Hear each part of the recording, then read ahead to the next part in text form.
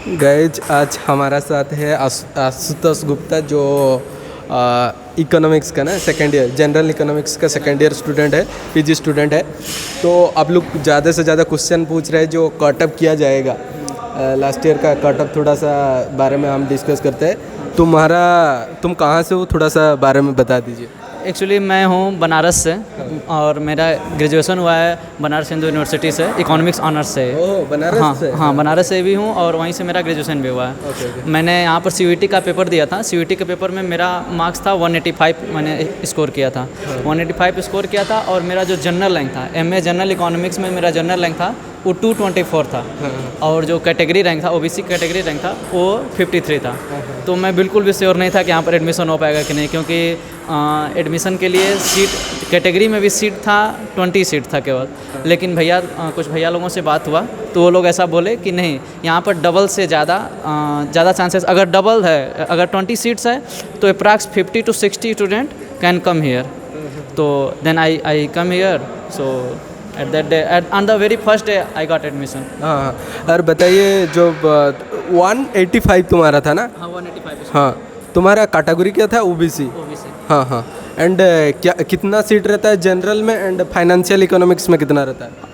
General में total seat है approx 75 और फाइनेंशियल में सीट है 37। 37 सीट है तो अप्रॉक्स 105 के अप्रॉक्स सीट आ जाती है। हाँ, ओके।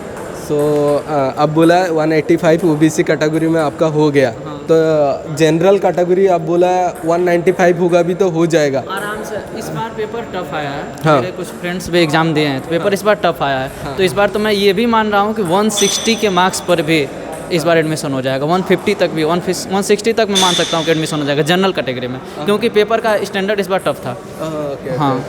और इस बार ड्यू भी इंक्लूड है। लास्ट ईयर ड्यू इंक्लूड नहीं था, तो बहुत सारे स्टूडेंट ऐसे हैं जो ड्यू चले जाएंगे। टॉप जो ऊपर के स्टूडेंट हैं वो most of the student due चले जाएंगे, जेएनयू चले जाएंगे।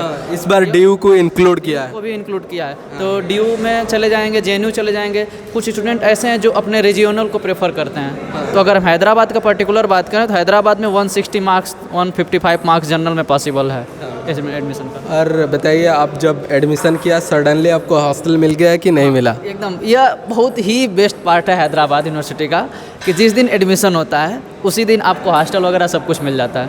उसी दिन आपको अलॉट हो जाएगा, उसी दिन आप आकर अपने हॉस्टल में अपने रूम में आ सकते हैं।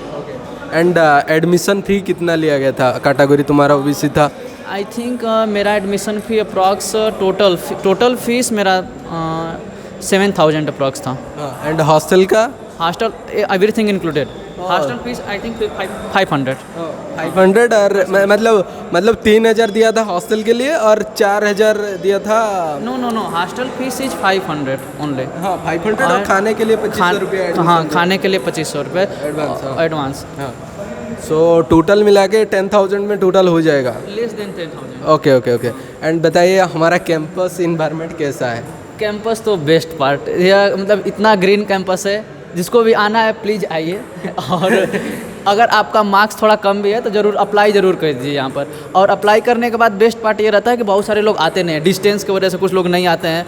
मुझे भी फियर था कि मैं नहीं आऊँ कि नहीं आऊँ, इतना कम रैंक, मतलब इतना ज़्यादा रैंक, मतलब कैटेगरी में भी इतना ज़्यादा रैंक आ गया है तो आऊँ कि ना आऊँ। लेकिन जो भैया लोग थे वो बोले कि नहीं, यहाँ पर आइए।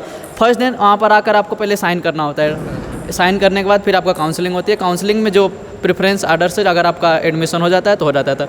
मेरा भी उसी दिन फर्स्ट डे ही एडमिशन हो गया। मुझे बहुत कम पॉसिबिलिटी लग रही थी, लेकिन फिर भी हो गया लकली। तो जिसका भी कम मार्क्स है अप्लाई एटलीस्ट कर सकता है। 150 मार्क्स तक भी मैं कहूँगा कि अप्लाई ज़रूर कीजिए। हाँ। और सपोज SC ST जो लोग हैं उनका तो भी अगर मैं इस बार कर रहा हूँ, मैं पेपर स्टैंडर्ड चेक किया हूँ तो कुछ फ्रेंड्स बोल रहे थे कि इस बार अच्छा स्टैंडर्ड था पेपर। तो SC ST का 120 130 तक भी अप्लाई कर सकते हैं। ओके। हाँ। एंड थोड़ा सा पढ़ाई के बारे में बताइए, हमारा यूनिवर्सिटी का पढ़ाई कैसा होता है? पढ़ाई बहुत ही अच्छी है। आइए, टीचर बहुत रिगरस है।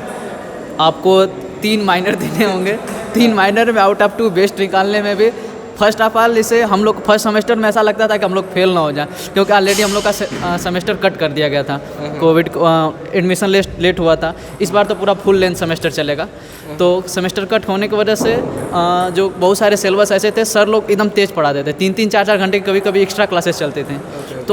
तो टीचर बहुत रिगरस है, आपका सिलेबस कंप्लीट करेंगे, 3 माइनर लेंगे, 3 में से 2 बेस्ट आपको देना है और 1 मेजर। और मतलब मेरे को बताइए जो BHU का खर्चा, यहाँ पर खर्चा मतलब जो स्पेंड मनी मंथली यहाँ पर कम है, इन द सेंस कि BHU में जो हॉस्टल फीस है वो थोड़ा ज़्यादा है, और यहाँ पर जो हॉस्टल फीस है वो काफ़ी कम है। यहाँ BHU में भी हॉस्टल फीस आई थिंक 5000 है पर सेमेस्टर, एक सेमेस्टर का 5000 आपको पे करना पड़ेगा। यहाँ पर हॉस्टल फीस 500 ओनली है, तो हॉस्टल फीस का वजह से खर्चा कम है और सब चीज़ें काफ़ी अच्छे। ग्रीन कैंपस है, आप इंजॉय कर सकते हैं, पूरा कैंपस घूम सकते हैं। अभी तक मैं खुद पूरा कैंपस अच्छे जगहों पर देखिए, मशरूम रॉक, हाई रॉक, ये सब अच्छे प्लेसेस हैं, यहाँ पर आकर आप अपना टाइम स्पेंड कर सकते हैं। हाँ। एंड तुम्हारा तो अभी फर्स्ट सेमेस्टर खत्म हो गया, सेकंड सेमेस्टर कंप्लीट हो गया, मेरा थर्ड सेमेस्टर और थर्ड सेमेस्टर, हाँ सेकेंड ईयर अभी हो गया।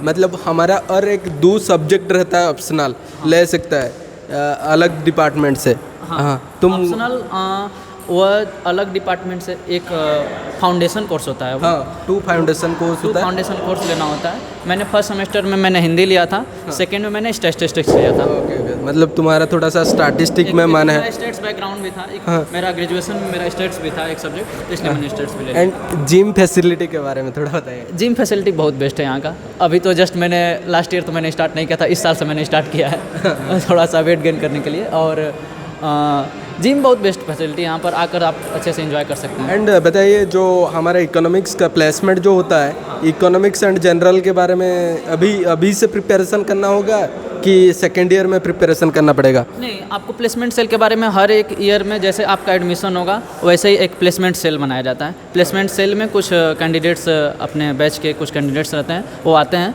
वो उसमें नॉमिनेट होते हैं। उसमें एक तुम्हारे बैच में अभी कौन है? मतलब अभी हम लोगों में जो हैं आनंदिता डोडा नाम की एक फ्रेंड्स है मेरी, वो प्लेसमेंट सेल की हेड है, और मेरी कुछ निशा फ्रेंड हैं, ये दोनों लोग अभी प्लेसमेंट सेल के हेड में हैं। ओके।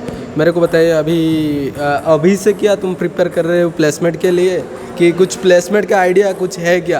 प्लेसमेंट का आइडिया इन द सेंस कि आप प्लेसमेंट के लिए डेली एक ग्रुप बना हुआ है, लिंक्डइन पर भी ग्रुप है और ऐसे व्हाट्सएप पर भी ग्रुप है। डेली टू डेली उसमें अपडेट्स आते रहते हैं कि कैसे आपको CV बनानी है, अपने CV से रिलेटेड हो गए, प्रोफाइल कैसे अपना बिल्डअप करना है, क्या क्या चीज़ें, कौन कौन सी कंपनी जाते हैं, उसके लिए पहले से क्या क्या रिक्वायर्ड है, इंटर्नशिप कौन सी कंपनी इंटर्नशिप के लिए मांगते हैं, कौन सी कंपनी बिना इंटर्नशिप के लिए अपना प्लेसमेंट में बुलाते हैं। तो उस हिसाब से चीज़ें, जो भी चीज़ें रहती हैं, डेली बेसिस वो मैसेज आता रहता है ग्रुप में। ओके, मेरे को और दूसरा एक लास्ट क्वेश्चन है, जो तुम BHU छोड़ के क्यों SC हुआ है? मेरे एक्चुअली BHU में 3 प्रोफेसर थे जो BHU से ही मतलब हैदराबाद से ही PhD किए थे। ओके। वो उन्होंने बोला कि SU का masters is better than BHU, that's why I came here. Just वो केवल उनके कहने पर ही कि हाँ, वो यहीं से PhD किए थे, तीनों प्रोफेसर थे, तीनों लोग वहाँ पर प्रोफेसर हैं BHU में, तो वो लोग बोले कि यहाँ पर मास्टर्स यहाँ का बेटर है। ओके। थैंक यू ब्रदर, इतना आइडिया देने के लिए। जो लोग आना चाहते हैं, रैंक थोड़ा कम है, अप्लाई कर सकते हैं ना? बिल्कुल, डेफिनेटली अप्लाई बिल्कुल कीजिए। अप्लाई करने के बाद यहाँ पर आइए एक बार, एटलीस्ट इसलिए भी आ सकते हैं कि थोड़ा सा घूमने का एक मौका मिल जाएगा। मैं पर्टिकुलरली लिटरली बताऊँ, मतलब मुझे बिल्कुल भी एक्सपेक्ट नहीं था कि मेरा यहाँ पर एडमिशन हो जाएगा, लेकिन मैं पापा कहे कि यहाँ पर चले जाओ, थोड़ा यहाँ पर और कहीं घूम लेना है हैदराबाद, तो बस इसलिए भी मैं चलाया और लकीली एडमिशन हो गया। मतलब उस दिन एडमिशन हुआ, उस दिन हॉस्टल मिल गया, उस दिन सब कुछ हो गया। मतलब नेक्स्ट वीक से क्लास भी स्टार्ट हो गए। लाइक बेस्ट पार्ट, इतना लॉन्ग टाइम नहीं लेता है, बहुत स्पीड होता है। मेरा घर का डिस्टेंस यहाँ से 1700 किलोमीटर्स है, तो 1700 किलोमीटर से आना, और टिकट भी नहीं था मेरे पास। एंड सिकंदराबाद दानापुर एक्सप्रेस ऐसी ट्रेन है, उसमें डेली एकदम फुल क्राउड रहता है, फुल क्राउड। मैंने जनरल टिकट में अब आ गया। हाँ, स्लीपर में मैं बैठकर खड़ा होकर आया था। स्लीपर में दैट्स ग्रेट। स्लीपर में मुझे टिकट नहीं मिला। हाँ। फिर मैं आकर जबलपुर में ट्रेन चेंज किया। दैट्स 15 आवर्स जर्नी में खड़ा होकर आया। फिर जबलपुर में ट्रेन चेंज किया। फिर नेक्स्ट 4 AM पर एक दूसरी ट्रेन थी जबलपुर से सिकंदराबाद के लिए, वहाँ से फिर मैं तो फ्रेंड्स आप देख सकते हैं, इसका हो गया 185 था OBC कैटेगरी, मतलब इसका एस्पेक्ट नहीं था होगा। हाँ मतलब वो पूरा ईपी से आया है, मतलब ओनली घूमने के लिए भी आप आ सकते हैं, मतलब अनएक्सपेक्टेड। बिल्कुल अप्लाई जरूर कीजिए। हाँ अप्लाई कीजिए, मतलब हमारा यूनिवर्सिटी में ऐसे क्या ना स्टूडेंट ज़्यादा लोग नहीं आता है, लाइक 50 सीट रहता है तो 150 तक लिस्ट में चल जाता है नहीं। हाँ, तो आप आइए, अब अप्लाई कीजिए। मतलब तो खर्चा भी BHU से कम है हमारा यूनिवर्सिटी है। सो मेरा मोटिव वही है, जो लोग थोड़ा सा विलेज का है वो लोग आ सकता है। तो मैं बोल रहा हूँ लाइक खाना का 2000 में हो जाएगा, 2 से टू 3000 तक अप टू। हाँ 2500 मैक्स। हाँ मैक्स टू मैक्स 2500 में हो जाएगा। आपका इतना ही खर्चा है, 4-5 हज़ार एडमिशन होता है, वही है। आप मास्टर कर सकते हैं अच्छा, मतलब टॉप 10 रैंक हमारा है। So thank you brother. Thank you भैया, थैंक यू। Okay bye.